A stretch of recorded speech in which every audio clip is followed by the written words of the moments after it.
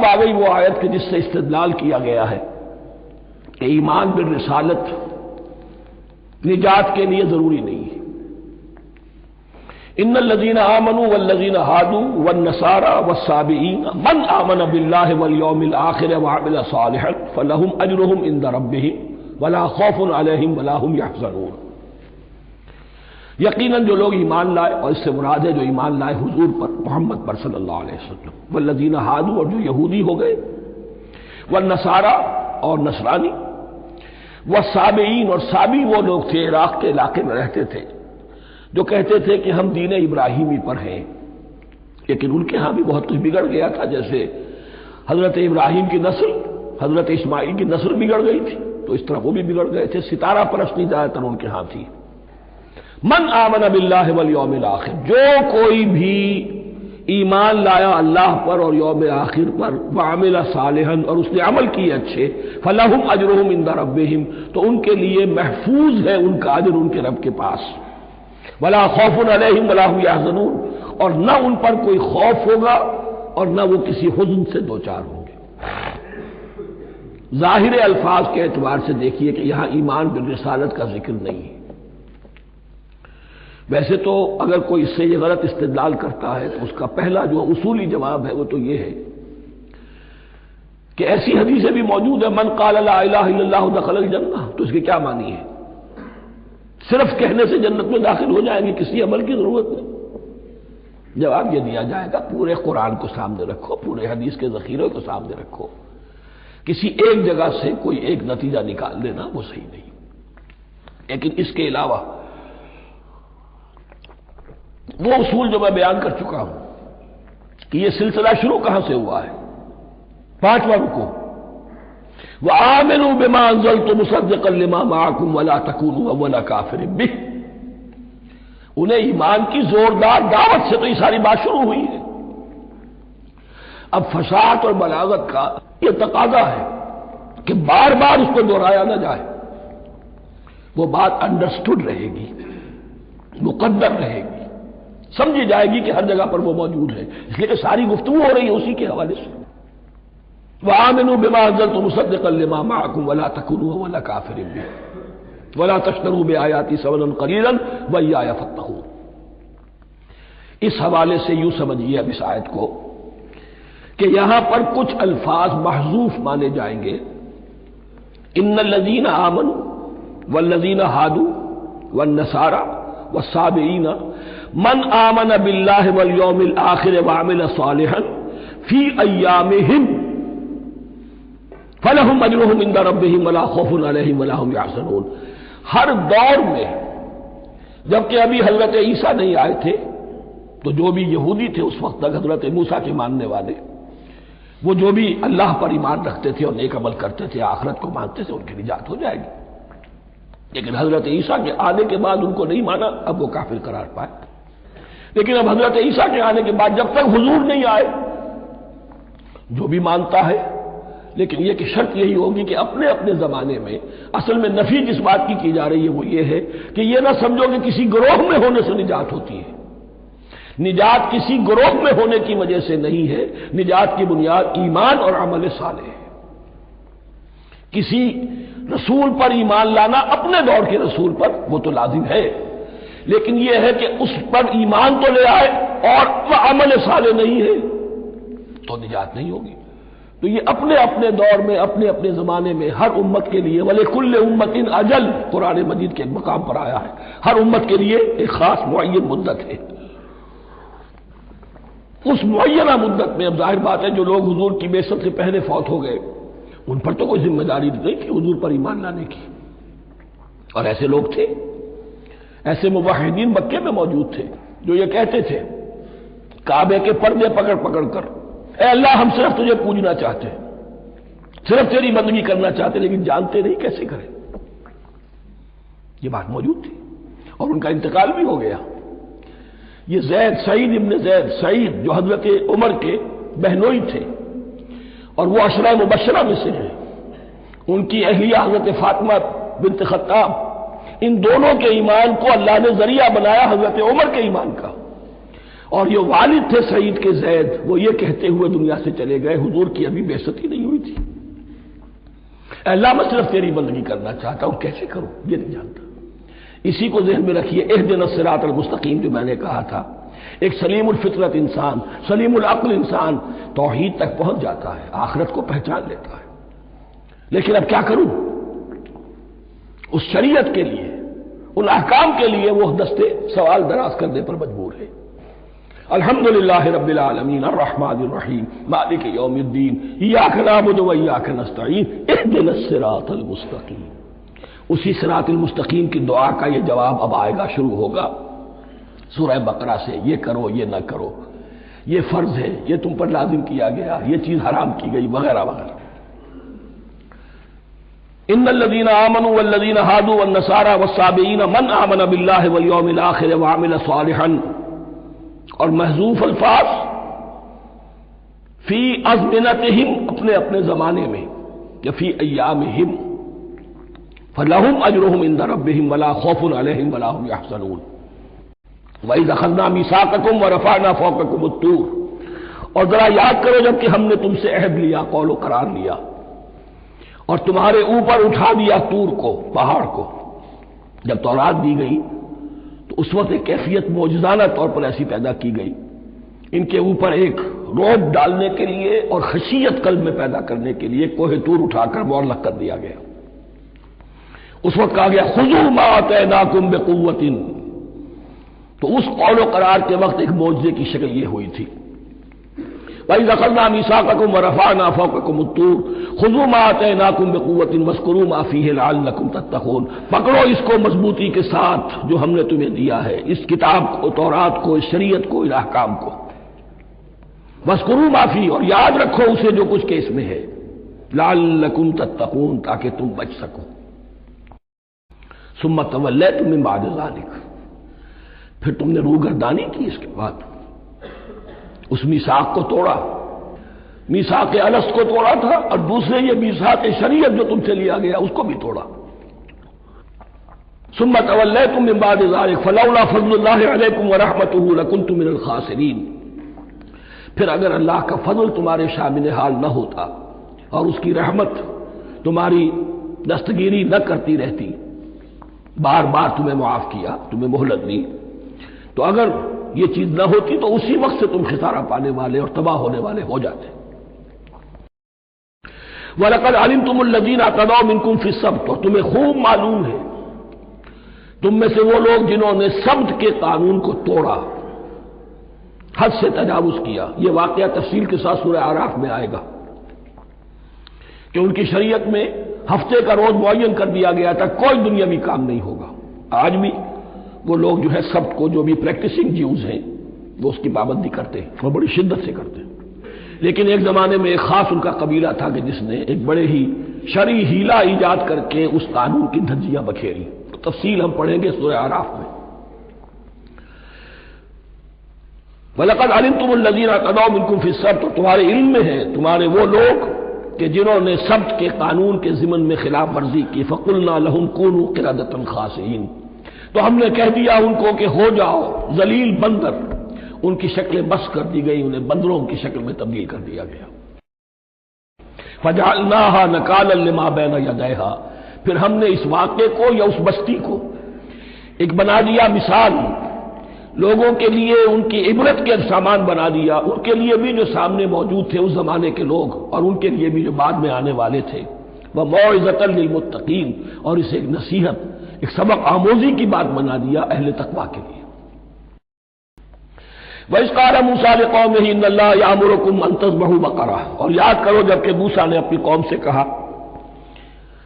یقیناً اللہ تمہیں حکم دیتا ہے کہ گائے کو ذبح کرو۔ یہ واقعہ میں پہلے آپ کو بتا دوں، پھر ہم یہ آیات تیزی سے پڑھ لیں گے۔ بنی اسرائیل میں ایک شخص قتل ہو گیا، عامیل نامی، اور قاتل کا پتہ نہیں چل رہا تھا۔ اللہ تعالیٰ نے حضرت موسیٰ کے ذریعے سے حکم دیا کہ ایک گائے کو ذبح کرو اور اس کے جسم کے ایک ٹکڑے سے اس مردے کو چھوؤ، وہ جی اٹھے گا اور وہ بتا دے گا میرا قاتل کون ہے۔ اب یہ کہ یہ معجزات کی شکل ہے جو بار بار آ رہے ہیں، اور سابق اس امت کے اندر معجزات کا آپ کو بہت عمل دخل ملے گا۔ اس میں ایک تو یہ کہ گائے کو ذبح کرنا، وہ گائے کے تقدس کا جو ان کے دل میں ذہن میں تھا، تو ذبح کرنے سے اس کے اوپر بھی گویا کہ ایک تلوار چلائی گئی، اور پھر انہیں دکھا بھی دیا گیا کہ ایک آدمی زندہ بھی ہو سکتا ہے، بعد سے بعد الموت کا بھی ایک نقشہ دکھا دیا گیا انہیں۔ لیکن انہیں جب یہ حکم ملا اور ان کے دلوں کے اندر وہ بچڑے کی اور گائے کی تقدیس جو ہے وہ پلی ہوئی تھی، اب انہوں نے سوال کر کے کسی طریقے سے بچنے کے لیے مین میخ نکالی، کیسی گائے ہو، کیا رنگ ہو، کس طرح کی ہو، کس عمر کی ہو۔ بالآخر یہ کہ جب ہر طرف سے گھیراؤ ان کا ہو گیا اور سب چیزیں جو ہیں ان کے سامنے واضح کر دی گئیں، تب انہوں نے یوں سمجھیے چاروں ناچار بادل ناخواستہ اس حکم پر عمل کیا۔ بس اب ترجمہ کر لیجئے۔ وَإِذْ قَالَ مُوسَىٰ لِقَوْمِهِ إِنَّ اللَّهَ يَأْمُرُكُمْ أَن تَذْبَحُوا بَقَرَةً، اور یاد کرو جب کہ موسیٰ نے کہا اپنی قوم سے کہ اللہ حکم دیتا ہے تمہیں کہ ایک گائے کو ذبح کرو۔ قَالُوا أَتَتَّخِذُنَا هُزُوًا، انہوں نے کہا کیا آپ ہمارے ساتھ کوئی ٹھٹھا کر رہے ہیں، مذاق اڑا رہے ہیں، یہ کیا بات آپ کہہ رہے ہیں؟ قَالَ أَعُوذُ بِاللَّهِ أَنْ أَكُونَ مِنَ الْجَاهِلِينَ، فرمایا میں اللہ کی پناہ طلب کرتا ہوں اس سے کہ میں جاہلوں میں سے ہو جاؤں، کہ میں ان دین کے معاملات کے اندر استہزاء اور تمسخر کو شامل کر دوں۔ قالوا ادع لنا ربك يبين لنا ما هي، اب انہوں نے کہا اچھا ایسی بات ہے تو ذرا اپنے رب سے دعا کیجئے کہ وہ ہم پر واضح کر دے کہ وہ کیسی ہو۔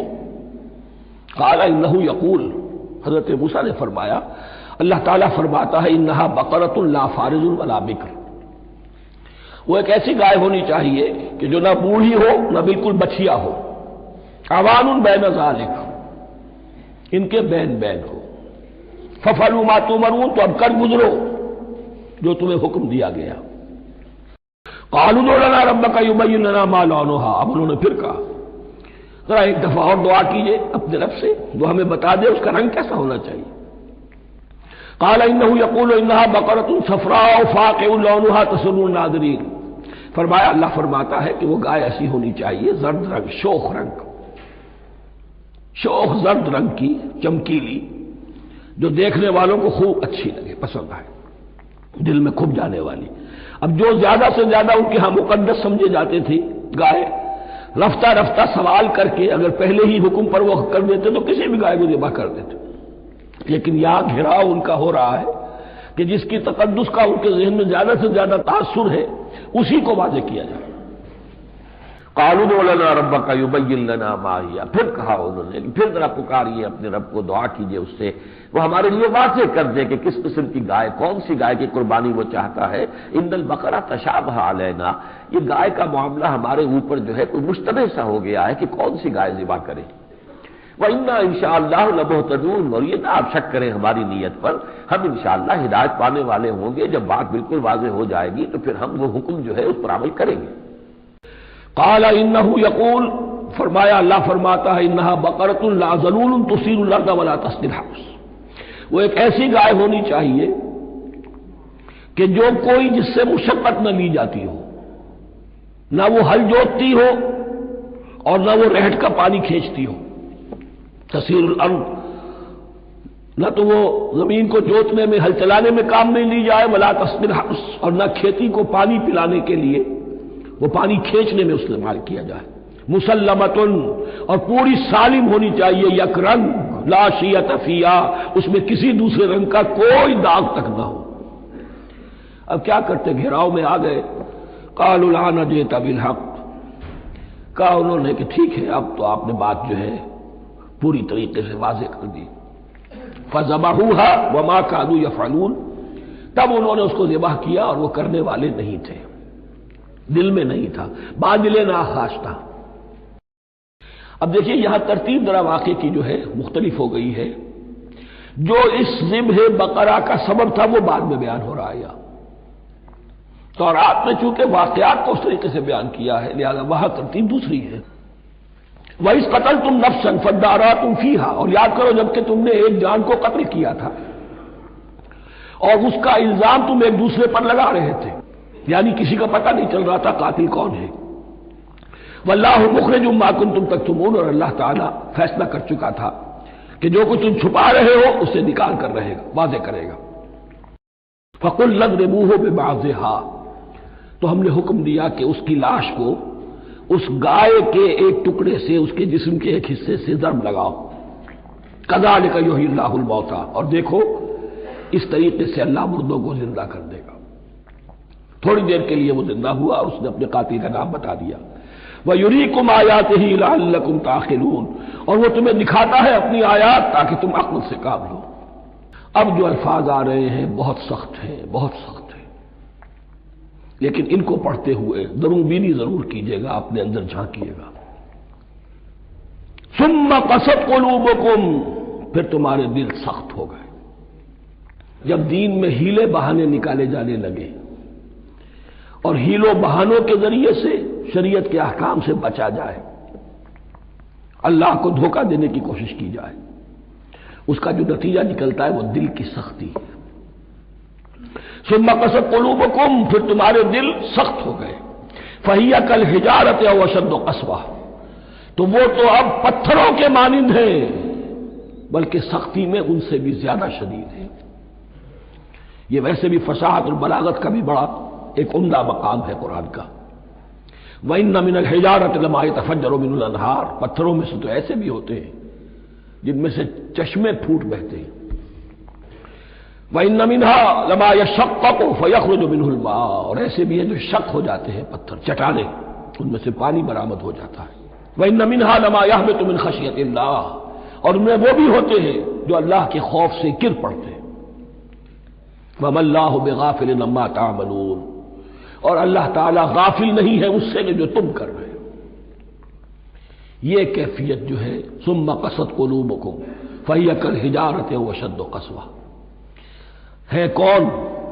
یا بنی اسرائیل اذکروا نعمتی التي انعمت علیکم وانی فضلتکم علی العالمین، جن پر 1400 برس ایسے گزرے کہ کوئی لمحہ ایسا نہ تھا کہ نبی موجود نہ ہو، جنہیں 3 کتابیں دی گئی، لیکن یہ کہ اپنی بدعملی، عقائد میں بھی مین میخ کر کے اپنے آپ کو بچانے کے راستے نکال لینا، اعمال میں بھی ہیلوں کے ذریعے سے، کتاب الحیل کے ذریعے سے اپنے آپ کو ذمہ داریوں سے مبرہ کر لینا، اس کا نتیجہ پھر یہ نکلتا ہے۔ اللہ تعالیٰ مجھے اور آپ کو اس انجام بد سے بچائے۔ یہ جو سلسلہ مضمون چل رہا ہے خطاب بے امت سابقہ، سابقہ امت مسلمہ بنی اسرائیل، ان کے ساتھ خطاب کا سلسلہ سورہ بقرہ میں 5ویں رکوع سے شروع ہوا اور 15ویں رکوع کے آغاز تک چلے گا۔ یہ 10 رکوع ہیں، عرض کر چکا ہوں بار بار، اور اس کو میں چاہتا ہوں آپ اچھی طرح ذہن نشین کر لیں کہ اس میں سے پہلا رکوع جو ہے وہ دعوت کا ہے، وہ بہت فیصلہ کن ہے۔ یہی وجہ ہے کہ دیکھیے اس رکوع کا آغاز ہوا یا بنی اسرائیل اذکروا نعمتی التی انعمت علیکم وَأَوْفُوا بِعَهْدِي أُوفِ بِعَهْدِكُمْ وَإِيَّايَ فَارْهَبُونِ، اور خود بخود ظاہر ہو رہا ہے اسلوب کلام سے کہ اگلے رکوع سے بات کا رنگ بدل گیا ہے۔ یا بنی اسرائیل اذکروا نعمتی التی انعمت علیکم وانی فضلتکم علی العالمین واتقوا یوما لا تجزی نفس عن نفس شیئا ولا يقبل منها شفاعۃ ولا یؤخذ منها عدل ولا هم ينصرون۔ یہ تہدید کا انداز ہے، دھمکی کا انداز ہے۔ تو میں نے عرض کیا تھا کہ 5واں رکوع اس خطاب میں بمنزلہ فاتحہ ہے، بہت اہم ہے، اور بقیہ جو 9 رکوع ہیں ان میں بریکٹ کا انداز ہے کہ 2 آیتوں سے بریکٹ شروع ہوتی ہے، انہی 2 آیتوں پر بریکٹ ختم ہوگی۔ یہ ملامت کا خطاب ہے اور ان کے خلاف ایک مفصل فرد قرارداد جرم جو ہے وائد کی گئی ہے، جس کے نتیجے میں وہ اس منصب سے معزول کر دیے گئے جس پر 2000 برس سے فائز تھے، اور ان کی جگہ پر اب امت محمد، نئی امت مسلمہ علی صاحب الصلاۃ والسلام، اب اس کا نصب، اس کی انسٹالیشن اور اس کی انسٹالیشن سیریمنی کے طور پر تحویل قبلہ کا معاملہ۔ یہ ربط کلام اگر سامنے نہ رہے تو انسان کھو جاتا ہے قرآن مجید کی طویل صورتوں کو پڑھتے ہوئے کہ بات کہاں سے چلی تھی، کدھر جا رہی ہے، کیا ربط ہے، کیا تعلق ہے، سیاق کلام کیا ہے۔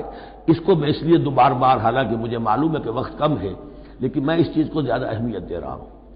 اب ان 9 رکوعوں کے مضامین میں کچھ تو واقعات ہیں، تم نے یہ کیا، تم نے یہ کیا، تم نے یہ کیا، ظاہر بات ہے ترجمہ تو کرنا ہوگا، کچھ مختصر وضاحت بھی کرنی ہوگی، لیکن ان کے تفصیل میں جانے کی ضرورت نہیں ہے۔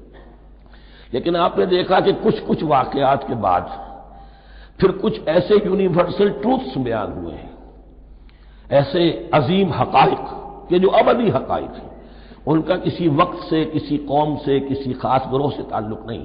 وہ تو اصول ہیں، سنت اللہ ہم انہیں کہہ سکتے ہیں، یہ اللہ کے جو عام قوانین ہیں، قواعد ہیں اس کائنات میں۔ ایک تو قوانین ہے طبعیہ، فزیکل لاز، ایک مورل لاز ہے کہ جو اس دنیا میں اللہ تعالیٰ کی طرف سے کار فرما ہے۔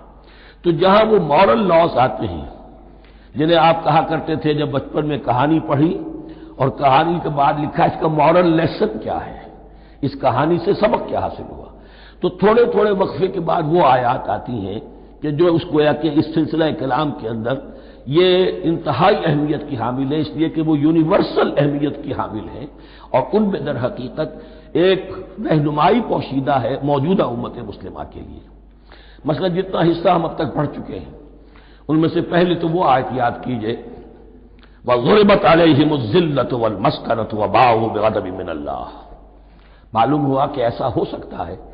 کہ ایک امت مسلمان ہو، اس پر اللہ کے بڑے فضل ہوئے ہوں، بڑا اکرام ہوا ہو، بہت انعام ہوا ہو، پھر وہ اپنی بے عملی یا بد عملی کے باعث اللہ تعالیٰ کے غضب کی مستحق ہو جائے اور ذلت اور مسکنت اس پر تھوپ دی جائے۔ یہ ایک یونیورسل ٹروتھ وہاں سے نکل آیا کہ ہمیں سوچنا ہوگا، یہ ایک لمحہ فکریہ ہے امت مسلمہ کیا کہ کیا ہم تو کہیں آج اس پوزیشن میں نہیں ہیں۔ حدیث میں آپ کو سنا چکا ہوں، لَيَأْتِيَنَّ عَلَىٰ أُمَّتِي مَا أَتَىٰ عَلَىٰ بَنِي إِسْرَائِيلَ حَسْبَ النَّعْلِ بِالنَّعْلِ۔ دوسرا اسی طرح کا یونیورسل ٹروتھ والا مقام تھا آخری جو ہم نے کل پڑھا ہے، ثُمَّ قَسَتْ قُلُوبُكُمْ وَهِيَ كَالْحِجَارَةِ أَوْ أَشَدُّ قَسْوَةً۔ کسی مسلمان امت کا یہ حال بھی ہو سکتا ہے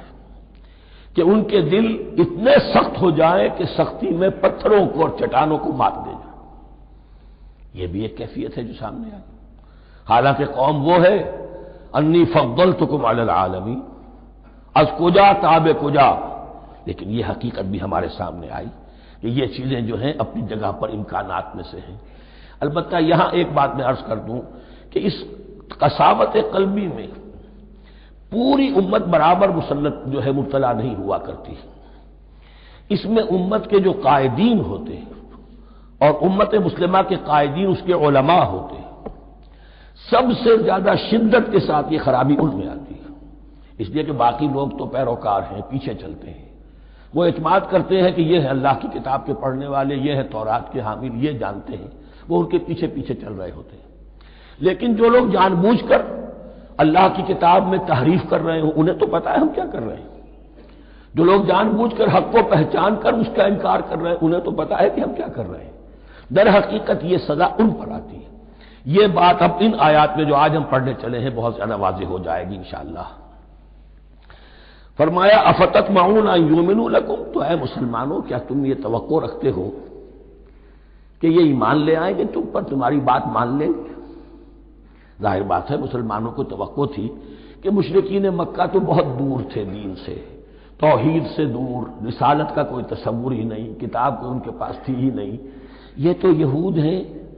اور ان کے پاس تو کتاب رہی ہے، یہ موسیٰ کے ماننے والے ہیں، یہ توحید کے علم بردار ہیں، یہ آخرت کا بھی اقرار کرتے ہیں، تو ان کو جھٹپٹ مان لینا چاہیے۔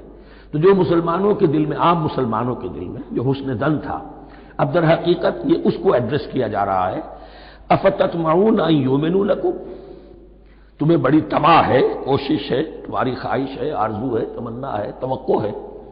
کہ یہ بات مان لے گے تمہاری۔ وَقَدْ كَانَ فَرِيقٌ مِّنْهُمْ يَسْمَعُونَ كَلَامَ اللَّهِ ثُمَّ يُحَرِّفُونَهُ مِن بَعْدِ مَا عَقَلُوهُ وَهُمْ يَعْلَمُونَ، جبکہ حال یہ ہے کہ ان میں سے ایک جماعت، ایک گروہ وہ بھی ہے کہ جو اللہ کے کلام کو سن کر پھر اس میں تحریف کرتا رہا ہے، اس کے بعد کہ اس کو سمجھ لیتا تھا اور اچھے جان بوجھ کر تحریف کرتا تھا۔ اب ظاہر بات وہ گروہ کون ہوں گے؟ علماء ہی تو ہیں نا، عام آدمی تو تحریف نہیں کر سکتا تھا، تحریف کرنے والے تو علماء تھے۔ افتؤمنون ان یؤمنوا لکم وقد کان فریق منهم یسمعون کلام اللہ ثم یحرفونہ من بعد ما عقلوہ وهم یعلمون،